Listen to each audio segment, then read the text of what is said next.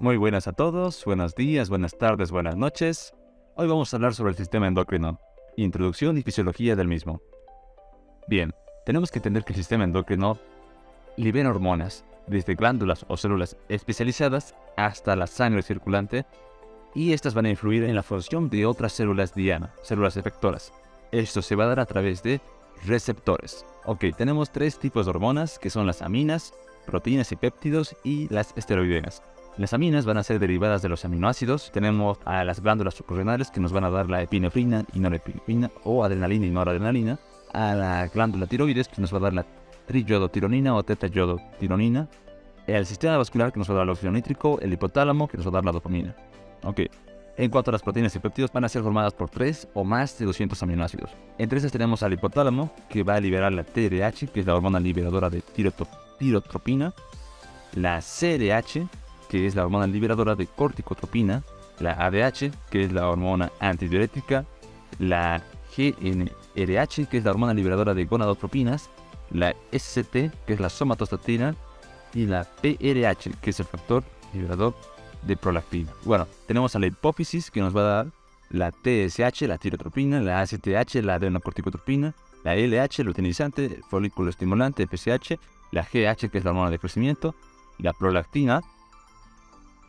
Nos va a dar la MSH, que es la hormona estimulante de los melanocitos, la oxitocina y la hormona antidiurética. Esta sé que es un poquito conflictiva decirla si es del hipotálamo o de la hipófisis, pero sabemos que el hipotálamo va a liberarlos en forma de prohormonas y van a pasar a la circulación, a través de la circulación a la hipófisis, y de ahí se van a liberar al torrente sanguíneo en general. En el páncreas tenemos a la insulina, al glucagón y la somatostatina. En el aparato gastrointestinal tenemos a la grelina. Tenemos también al péptido similar al glucagón, que es la GLP-1, a la CCK o la colecistocinina, a la MLN o la motilina, a la PIP, que es el péptido intestinal vasoactivo, y al polipéptido pancreático. En la paratiroides tenemos a la paratormona. En la tiroides tenemos a la calcitonina. En las hormonas placentarias tenemos a la HCG, que es la hormona, la gonadotropina corionicohumana. Tenemos a la HCS, que es la somatotropina placentaria. Y tenemos, en cuanto a las hormonas cardíacas y vasculares, al péptido natriurético auricular y a la endotelina. En las hormonas renales tenemos a la eritropoyetina o la EPO y a la renina. En la glándula pineal, a la melatonina. Todas estas son, como tipo de hormona, pertenecientes al grupo de proteínas y péptidos. En las esteroideas van a ser derivadas del colesterol, su precursor común. Y tenemos en estas a la glándula suprarrenal, que nos va a dar al cortisol, a la aldosterona y la dehidroepiandrosterona. Y en el testículo tenemos a la testosterona, a la DHT, o también conocida como dihidrotestosterona. En el ovario tenemos al estradiol y a la progesterona. Las hormonas van a inducir reacciones en células efectoras a través de receptores hormonales. Esos pueden ser receptores hormonales de membrana, también conocidos como receptores hormonales extracelulares y intracelulares. Entre estos estarían los citosólicos y los nucleares. Para entenderlo fácilmente, tenemos que percibir que los receptores hormonales de membrana son para las hormonas peptídicas proteicas, ¿ya? Para las proteínas y péptidos. Y los que están dentro de la célula van a ser para las hormonas esteroideas y tiroideas. Así de sencillo. Lo demás ya es un poquito más técnico, pero también tenemos que repasarlo. Tenemos en los receptores hormonales de membrana el receptor 7 dominios, que estos van a estar unidos a la proteína G. Los tirosinasa van a estar unidos a una tirosinasa que actúa como MAP, que esta significa proteinsinasa de activación mitogénica. Los receptores de citocinas, que van a fomentar la actividad de las sinasas a través de las sinasas tipo Janus-Jack. Los receptores de serinacina, que van a actuar a través de proteínas denominadas SMAD, y los unidos a la guanidilciclasa, que van a aumentar la actividad del óxido nítrico. Aquí lo pueden ver en el gráfico. Vamos a ir rápido a los citosólicos, que estos van, una vez que se forma el complejo núcleo receptor, van a dirigirse al núcleo para interactuar sobre su expresión génica, y las hormonas tiroideas, que van a ser especialmente para los receptores hormonales nucleares. Entonces, lo que les decía, las hormonas tiroideas y tiroideas actúan a través de receptores citosólicos o nucleares, y el resto por los de membrana, los péptidos proteínas. Ok, tenemos que entender también que hay una retroalimentación, positiva y negativa. Ya, entonces estas glándulas tienden a segregar, como aquí dice, un exceso de hormona que a su vez activa la función de la célula efectora, es la retroalimentación positiva. Cuando las acciones hormonales en la célula efectora funcionan de manera exagerada, las condiciones resultantes retroalimentan la glándula y surge un efecto negativo. Entonces, producen y estimulan. Producen de más y eso automáticamente lo inhibe. Vamos a ello. Tenemos a las hormonas hipotalámicas e hipofisiarias.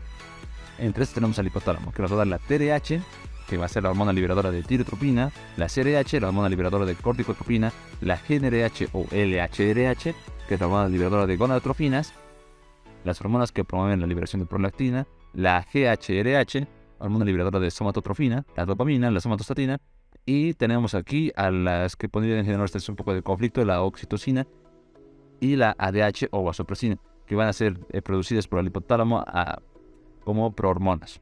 Ok, tenemos la TRH que nos va a dar la TSH, la tirotrofina, la CRH que nos va a dar la ACTH, la corticotrofina, la GnRH que nos va a dar la hormona luteinizante y la hormona folículo-estimulante, las hormonas que promueven la liberación de prolactina, por ende la prolactina, y la GHRH, la hormona de crecimiento, la dopamina la dopamina junto con la somatostatina van a ser hormonas inhibidoras. Van a inhibir la prolactina, la dopamina, y la somatostatina va a inhibir la TSH y la GH. En las hormonas hipofisiarias podemos dividirlas en dos: adenopofisiarias y neurohipofisiarias. Vamos a desglosar una a una las hormonas adenopofisiarias de manera rápida, porque sé que esto nos llevaría mucho tiempo. Ok, la hormona de crecimiento corresponde cerca al 50% de las células de la hipófisis y va a ser secretada por células somatotróficas. Se produce entre 4 a 8 picos durante el ejercicio, sueño, ondas lentas, traumatismos, estrés físico y sepsis. Durante el día son generalmente indetectables. Mayormente en el sueño de ondas lentas, que es donde se dan los mayores picos, que duran alrededor de una hora tras iniciar el sueño profundo. Se estimula la secreción por la GHRH y se inhibe por la somatostatina. Sus órganos diana van a ser el hígado, músculos, estructuras óseas y tejido adiposo. ¿Cuáles son las principales funciones? Bueno, la principal función es para el crecimiento lineal normal, que es la función más destacable. Entre estas tenemos que la GH va a estimular el cartílago de crecimiento. Y bueno, bajo su influencia es que los condrocitos del cartílago de crecimiento se estimulan y pues van a generar nuevo cartílago, que luego se va a convertir en hueso. También va a estimular la incorporación de aminoácidos a proteínas. ¿Esto qué quiere decir? Prácticamente quiere decir que estos van a ser los depósitos de proteínas en los tejidos. Sabemos que las proteínas como tal no se almacenan, pero la GH es una hormona proteica anabólica, o sea que esta pues va a producir una captación mayor de aminoácidos en la mayoría de las células y por ende va a generarse proteínas a partir de ellos. Va a aumentar la liberación de ácidos grasos por los adipocitos, o sea que va a utilizar la grasa como energía, como sustrato energético. Entonces sí, eso es factible. Y posee un efecto antagonista de la insulina. Esta hormona es considerada como una hormona diabetógena. Tenemos que entender que los efectos de la hormona de crecimiento no son directos, sino que son mediados de manera indirecta. Y estos van a ser a través de la producción de unos polipéptidos llamados factores de crecimiento insulínico o IGF, o también llamados somatomedinas, tal vez lo conocen como somatomedinas. Ok, entre los cuales la IGF-1 es la principal y es la mediadora de muchas acciones. Ok, estas IGF van a unirse a proteínas de transporte que van a ser específicas, o sea, tienen proteínas específicas para transportarlas. Son estas las que permiten la medición de la hormona de crecimiento como tal de manera indirecta, ya porque es una concentración más constante por el hecho de que están unidas a proteínas. La corticotrofina se produce por células corticotróficas, la redundancia, va a estar constituida del 20% de las células de la hipófisis anterior o adenopófisis. Esta va a ser sintetizada por una célula precursora, que es la POM o la propiomelanocortina. Estas tienen un ritmo circadiano. O sea, ¿qué significa ritmo circadiano? Que tiene horas del día determinadas, se secreta mayor que otras horas. Su concentración máxima es a primera hora de la mañana y la mínima por la tarde y noche. Por la tarde y noche. Entonces, más es en la mañana. Los glucocorticoides van a inhibir la síntesis de adenocorticotropina. ¿Cuál es la función de la adenocorticotropina? Va a controlar la liberación de cortisol a partir de la corteza suprarrenal y la aldosterona. Esta actúa a través de las glándulas suprarrenales con la liberación de cortisol y aldosterona. Esta es estimulada por la CRH, que es la hormona liberadora de corticotropina, y la ADH, La antidiurética, el estrés, la cirugía, la hipoglicemia, incluso los problemas psíquicos, el estrés psíquico, van a estimular su liberación. Y el cortisol lo va a regular por retroalimentación negativa, lo que ya acabamos de ver hace un momento. Ok, vamos a ir a las gonadotrofinas. Rapidito, la sensibilidad de la LH y FSH a la hormona liberadora de gonadotrofinas varía a lo largo de la vida. O sea que antes de la pubertad la FSH es mayor su sensibilidad que a la LH, y durante la vida fértil es mayor la sensibilidad de la LH. Una secreción continua de GnRH, o sea, de hormona liberadora de gonadotrofinas, inhibiría la secreción de gonadotrofinas. Esto es muy importante tomarlo en cuenta en patologías dependientes de hormonas gonadales, como por ejemplo el cáncer de próstata o en la pubertad precoz. Ok, la prolactina se produce en un 10 al 30% del total de las glándulas de la adenopófisis. Va a preparar la glándula mamaria para la lactancia a lo largo del embarazo. Pero esto no se va a iniciar hasta que los niveles de estrógeno desciendan, que se da después del parto. Su principal factor inhibidor es la dopamina, lo que hablábamos al principio. ¿Qué es lo que va a estimular la liberación de prolactina? El principal es el reflejo de Ferguson-Harris, que es la succión del pezón. Lo vamos a escribirlo acá. Ferguson-Harris, ¿ya? No lo voy a escribir todo, que no se escribe bien acá. Ok, el estrés, las comidas, el ejercicio físico, la anestesia general, los opiáceos y los estrógenos, la TRH hipotalámica y el péptido intestinal activo van a también a estimularlos, pero el principal es la succión del pezón o el reflejo de Ferguson-Harris. Ok, la hormona tirotrofina o TSH, esta, es la responsable de la regulación de las hormonas tiroideas y pues van a determinar el tamaño de la tiroides. Aquí, pues por su alteración, puede presentarse lo que es el bocio y otras enfermedades de la tiroides, enfermedades graves, la de Hashimoto y demás. Van a inhibir su producción, la somatostatina, la dopamina y los glucocorticoides. Esto vamos a verlo más adelante en las hormonas tiroideas como tal. Ahorita solamente para saber qué hace la TSH. Vamos a las neuronas neurohipofisiarias. La principal función de la ADH es la conservación del agua por un mecanismo de concentración de orina. La osmolaridad va a ser el principal regulador de la liberación de ADH. Estimula la liberación, la expresión del volumen plasmático y la liberación de la presión arterial. Van a haber fármacos que van a estimular o inhibir su liberación. Ok, esta hormona a través del B1 puede actuar con una vasoconstricción como respuesta a una hipotensión grave, y en el B2 se potencia la reabsorción de agua desde la luz de los tubos conectores. Su principal mecanismo de estímulo es el contacto con el pezón, que va a producir una eyección láctea. También va a estimular el tracto genital, va a aumentar el tono y contracciones uterinas. Actúa sobre el peristaltismo intestinal, piel ureteral y la vesícula biliar. Entonces también favorece esta parte. Ok, vamos a ver ahora las hormonas tiroideas T3 y T4. Su síntesis va a depender de la captación de yodo por el tiroides. El yodo ingerido se transforma en yoduro y se va a absorber en el intestino. Este va a penetrar en la membrana vasolateral de las células tiroideas a través del NIS, que es el sodio yodo sin portador. ¿Ya? Entonces entra. Una vez allí, se va a oxidar por un proceso de organificación por la peroxidasa tiroidea y se va a unir a la tiroglobulina en la interfase célula-coloide. Este paso del yodo de la membrana apical de la célula a la interfase célula-coloide, que es aquí, se realiza a través de un transportador de membrana que se conoce como pendrin, que es el que está acá, que está presente aquí y también en el oído interno. Mutaciones en este gen van a producir el síndrome de Pendrin, que lo podemos ver en otra ocasión. Entonces, una vez que se produce la organificación o la oxidación del yoduro hacia yodo, la peroxidasa va a catalizar el acoplamiento de la diyodotirosina y de la monoyodotirosina, que esto se da a través de un posicionamiento de las moléculas de la tirosina de la tiroglobulina, que hay que entender que una vez que se produce esta oxidación por la peroxidasa, se va a formar la diyodotironina y la monoyodotironina, y estas a continuación se van a unir formando la T3 o T4. Esta va a entrar por pinocitosis o endocitosis a la célula folicular, donde se une a los lisosomas tiroideos para dar lugar a los fagolisosomas, y esta se realiza donde se va a realizar su hidrólisis y posteriormente su liberación hacia la sangre, expulsando las T3 y T4. Ya, así va a ser. Ok, sigamos. Vamos a ver ahora el transporte y metabolismo de las hormonas tiroideas. Una vez que pasan al torrente sanguíneo, pues tienen que ser transportadas. Esto es a través de las proteínas fijadoras de las hormonas tiroideas, la globulina fijadora de la hormona tiroidea, la TBG, la TTR o la transtirretina, o también llamada peralbúmina, y la albúmina. ¿Ya? La porción libre, que es menor, es la que va a actuar, la que ejerce acción. ¿Ya?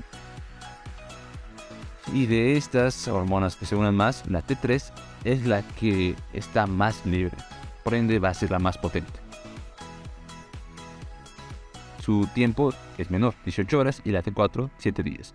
Se van a metabolizar fundamentalmente por la desviación de átomos de yodo. Estas van a actuar principalmente en el metabolismo celular. Van a acelerar la velocidad de las reacciones metabólicas. Las hormonas tiroideas aumentan el consumo de oxígeno y van a aumentar la producción de calor en casi todos los tejidos corporales. Y van a también actuar en la estimulación o inhibición de la producción de neuronas, esto va a conllevar a cambios en muchas enzimas modificadoras de la función celular. Van a generar un incremento de la termogenia y la saturación. ¿Qué significa esto? El flujo sanguíneo cutáneo aumenta, van a incrementar el gasto cardíaco. Incrementan el gasto cardíaco. Por el aumento del metabolismo van a incrementar el gasto cardíaco, incremento de la respiración, incremento de la presión arterial, incremento de la utilización de sustratos energéticos. Bueno, esto ya lo hemos hablado. La TDH estimula la secreción de TSH y la T4 y la T3 la van a inhibir por retroalimentación negativa. Aquí podemos ver sus principales funciones. Incrementa el gasto cardíaco, también actúan en el desarrollo fetal, en el desarrollo del sistema nervioso central a nivel del feto. También modulan la función hepática, imprescindibles para el desarrollo del sistema óseo, los dientes, la epidermis, e incluso para la estimulación de la motilidad intestinal. Ok, vamos a ver ahora las hormonas suprarrenales. Las hormonas suprarrenales podemos dividirlas en corteza y médula. La corteza va a ser dividida en 2 o en 3. Depende de la literatura que revisen. La corteza, de origen mesodérmico, se divide en glomerular, fascicular y reticular, o fascículo reticular. Y la médula, que es de origen ectodérmico, bueno, pues lo que más destaca es que se crea principalmente adrenalina y en una proporción no adrenalina. Pero vamos a ver ligeramente en unas diapositivas más adelante. Ya, la glomerular va a generar mineralocorticoides, como aquí dice, mineralocorticoides, o sea, aldosterona. La fascicular genera principalmente glucocorticoides, o sea, cortisol, y la reticular andrógenos. Estas comparten funciones. Ok, vamos a hablar un poco sobre la fisiología de los esteroides, su precursor es el colesterol. Entre estos tenemos la aldosterona, que es de la zona externa, y el cortisol y los andrógenos suprarrenales de la zona interna.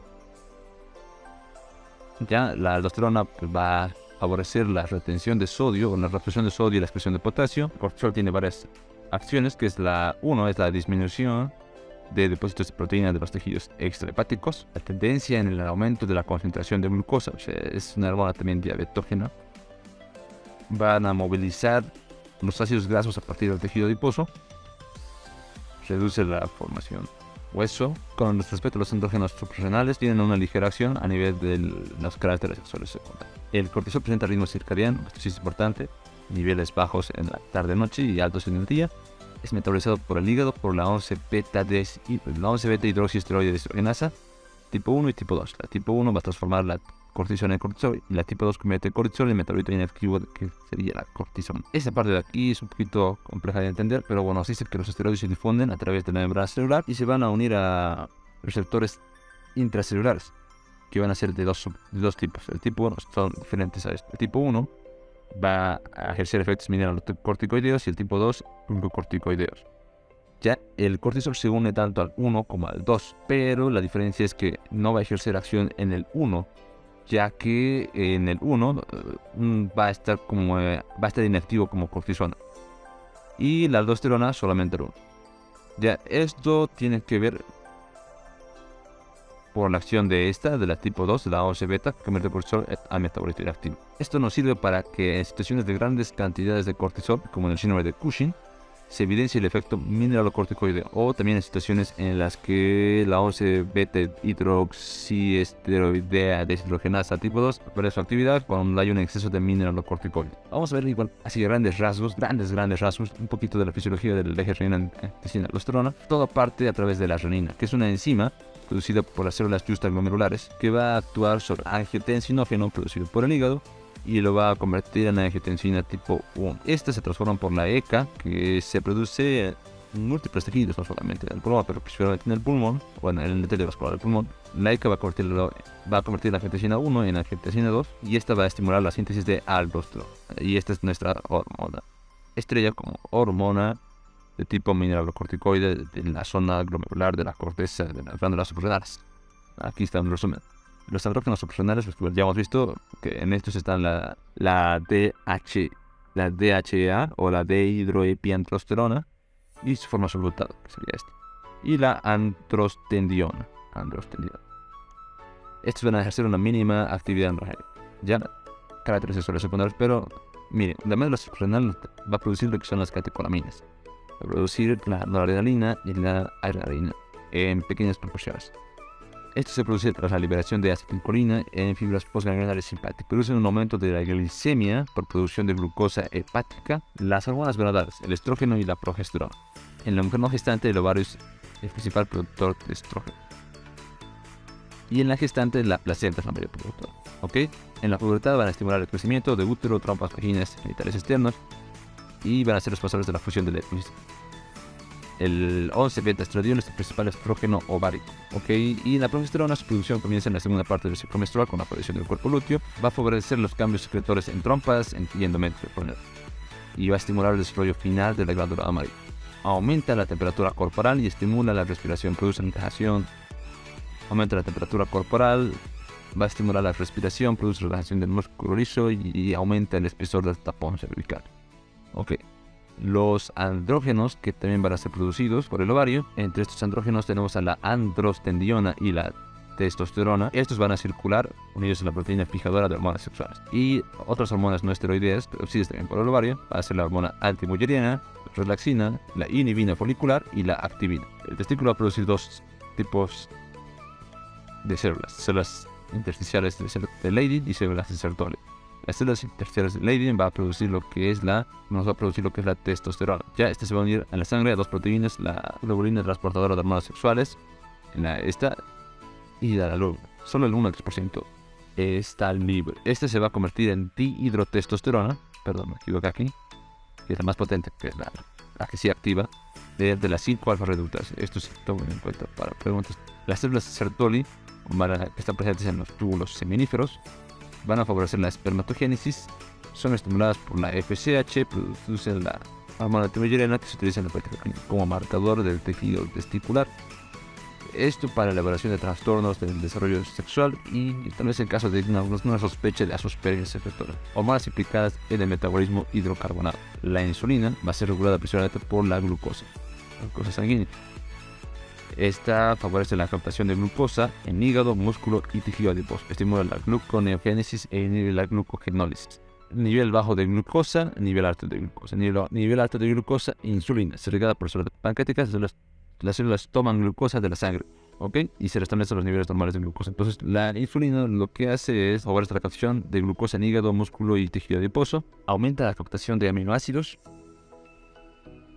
en el tejido muscular. Y aumenta la síntesis proteica. Ok. Y el glucagón, que es producido por las células alfa del páncreas,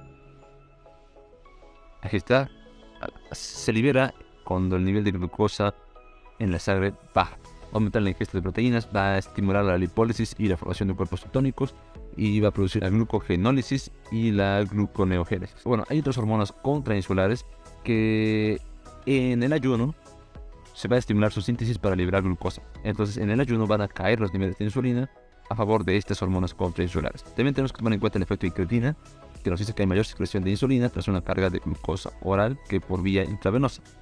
Ya, ¿qué significa esto? Esto se da a través de una serie de péptidos gastrointestinales, que es el péptido GLP-1 principalmente, que va a favorecer esto. Aquí el péptido GLP-1, que va a favorecer esto.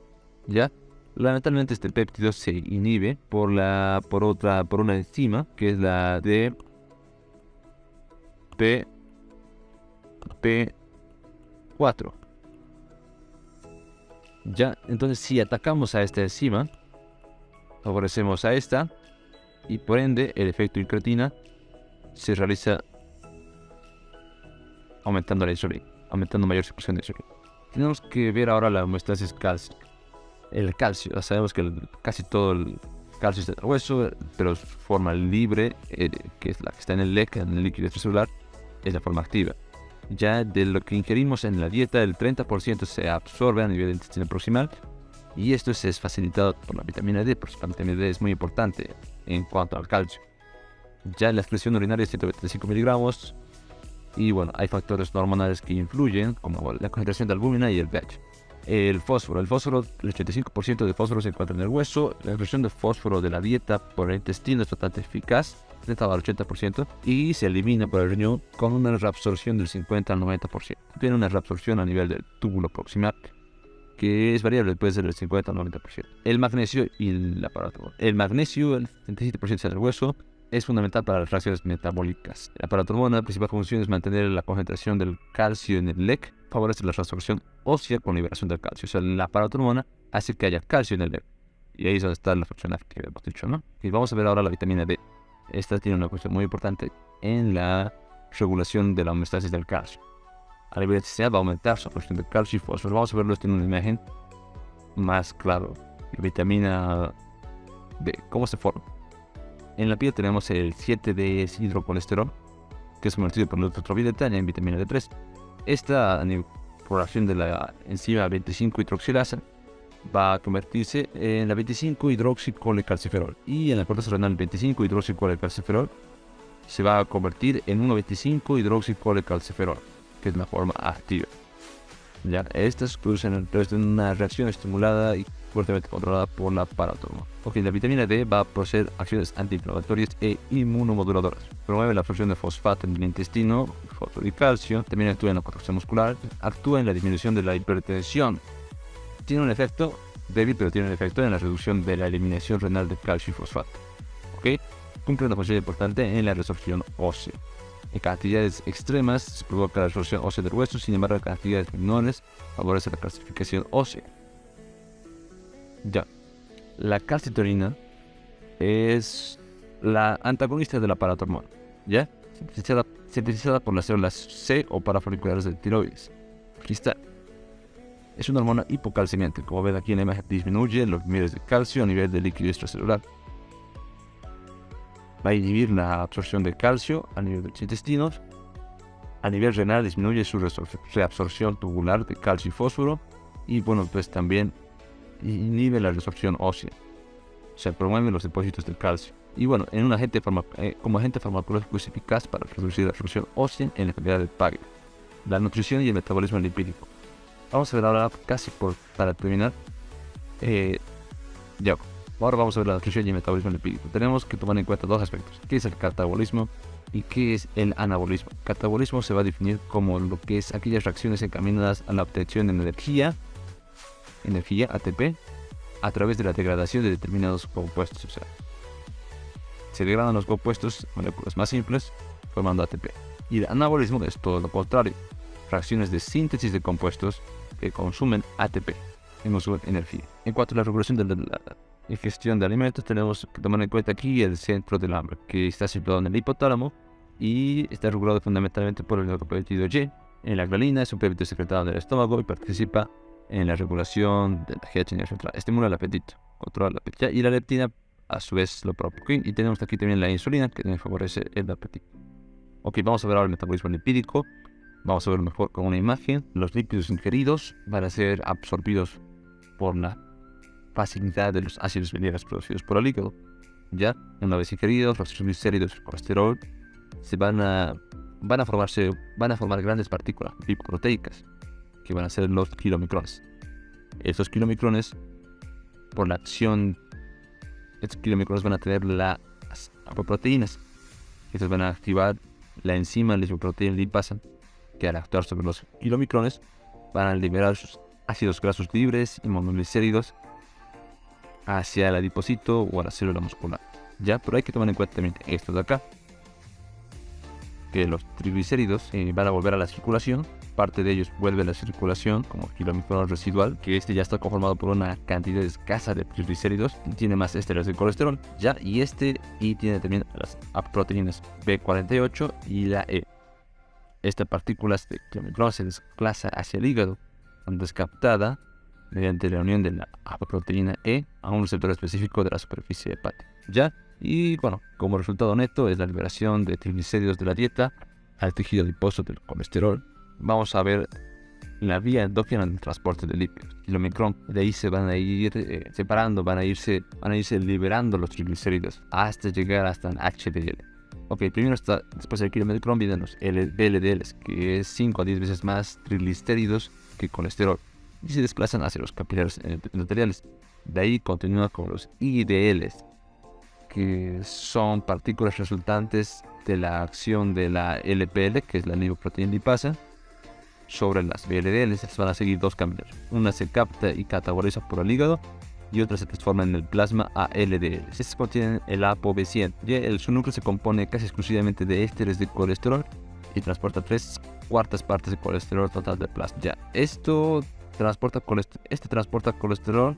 Las LDL transportan colesterol a las células parenquimatodas extrahepáticas y se unen a un receptor de superficie específico, que es el complejo receptor LDL, que es internalizado por endocitosis. Esto tal vez es probable, por eso lo puse acá. Y por último tenemos las HDLs, que estas van a ser más proteínas, menos lípidos y mayor densidad. Entonces se forma un ciclo en las que la LDL transporta el colesterol a las células extrahepáticas y este regresa a las LDL a través de las HDL. Por último, otras sustancias biológicas de acción hormonal tenemos los péptidos opioides, las prostaglandinas, los péptidos natriuréticos. En los péptidos opioides tenemos las endorfinas y encefalinas, que van a intervenir en la percepción del dolor, la regulación hormonal y la motilidad intestinal. Las prostaglandinas, que se forman a partir del ciclo araquidónico por medio de la enzima ciclooxigenasa y pues pueden tener acciones vasoconstructores y agregantes plaquetarios, por ejemplo con el quimoxano 2, o acciones opuestas con la prostaciclina, que sería la PG2. Y tenemos aquí los péptidos natriuréticos sintetizados en el tejido auricular, que van a inhibir el sistema de renina, angiotensina, aldosterona, aumentando el filtrado glomerular y disminuyendo la sed. Son útiles a nivel de insuficiencia cardíaca. Ok, gracias por quedarte hasta esta parte. Espero que te haya servido. Si tienes alguna pregunta, me dejas en los comentarios. Y también, si te gustó este video, pues apoyame dando un like y compartiéndolo. Gracias.